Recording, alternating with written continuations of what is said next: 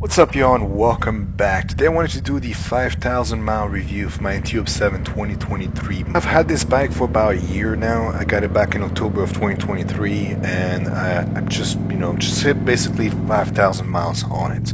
So right off the bat, what you can actually hear from this bike is the absolutely awesome exhaust. If honestly this doesn't sell you on this bike, I don't know what else will at this point.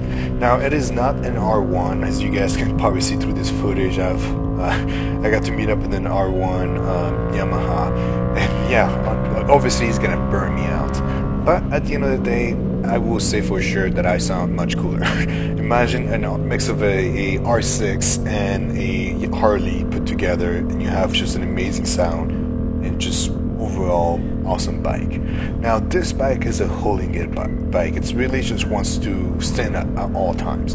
It really just want to wheelie all the time. It's got not an amazing amount of power, but it's got a lot of torque. And a lot of people will say, oh, is this a good beginner bike? My answer to that is still yes. I still strongly believe the MT07 is an amazing and great starter bike. I've had the Ducati Monster before, and that's really where I started on, was the Ducati Monster, and I went from the Ducati Monster to the R6, and honestly the Ducati Monster scared me the shit out. It was not the funnest bike to learn on. It was a lot more torque than these MT07, and it was it was pretty hard to learn on. But the R6 was very smooth and very easy to learn on, and now that I got an MT07, it was just everything was just so much smoother.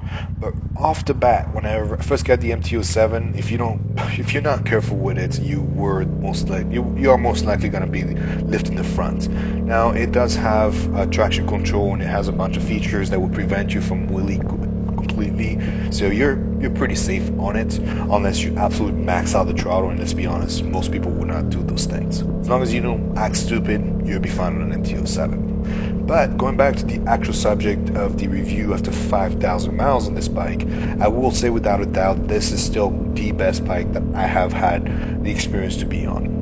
I've driven, dozens of other bikes and things like that, but this is probably one of my favorite ones. Now, I've had this question from other bikers out there that I see on the streets, and even those that I go to the gym with, and the question is does it get boring? And the answer to that is yes and no. Yes, in a sense in which you get used to the power real fast. That's why I want to do a air-cooled air intake on it and flash the ECU here in the near future. The flashing the ECU is a little bit, I'm going to talk a little bit in the future about that, because the bike is still running pretty lean, mostly because I got an aftermarket Amazon exhaust. It is not an Acrovision, it's not one of those actual exhausts that are meant for this bike. It's more of like a cheap $200 aftermarket exhaust from Amazon. So it does run the bike a little bit lean, and on first and second gear I cannot run the bike, mostly because it goes on high RPM really fast. It's got way too much air in the engine, so I have to run it on third and fourth gear in order for me to be actually running it properly. So that's the number one issue with the bike currently. So I also flash the exhaust. I believe that I will be able to just do whatever I want with it, and I'll be able to run around the streets in between second and third gear at 45 miles per hour. Just not right now. I'm kind of stuck going between third and fourth gear at 35 to 45 miles per hour. So that's the real downside to what I did mod-wise.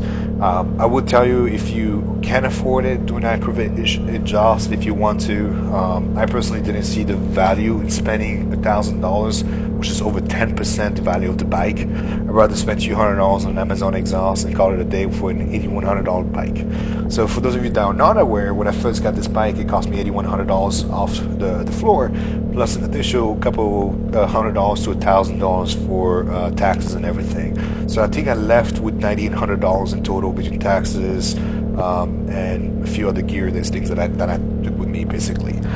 So overall, was it worth it after 5,000 miles? The answer to that still remains very much yes. This bike is awesome. It's a lot of fun. Daily driving it is pretty cool. I mean, the first 3 months I was getting it to work and back every single day basically. That's why I racked up so many miles early on. But as summer hits here in Arizona and everything's over 100 degrees, it's not the same. The bike will overheat after a bit, and especially if you're stuck in traffic like this. Now that we are allowed to go in between cars, it's a lot safer, a lot faster, and just a lot smoother. but you're still doing light to light traffic quite a bit, and it's not fun, especially when it's 120 degrees out and you're full leather. So I will tell you right off the bat, if you enjoy the sound of a Harley and if you enjoy the speed of an R6, get yourself an MT07. It's literally, you have the juice. I don't know any bike else that's on the street that sounds like the MT07. There is none. I haven't seen a single one. As of right now, the MT07 is the best sounding bike out there. So if you really enjoy those two sounds, get yourself an MT07, get yourself an aftermarket exhaust, and you'll be set for life. Now, being boring, I would say yes, like I said before, to that, but no in the sense in which if you don't particularly care about going on the highway as much and you're not trying to hit 120 plus miles per hour, it really doesn't matter. You have more than enough torque, you got more than enough power, and this is just good enough for daily driving to work and back and in between traffic and things like that. Now, for highway driving, like I was doing quite a bit, it does get very annoying and it does get very boring really fast, because once you start hitting 80 or 90 miles per hour, this thing starts shaking. Because I mean, it's a naked bike, it's not really meant to be going at that speed, especially since you don't really have a windshield to protect you. I could buy an additional one that would be a little bit bigger than the one I currently have, but it does get kind of annoying, especially after spending an hour on it. Your ass start hurting, your arms start getting kind of cramped up.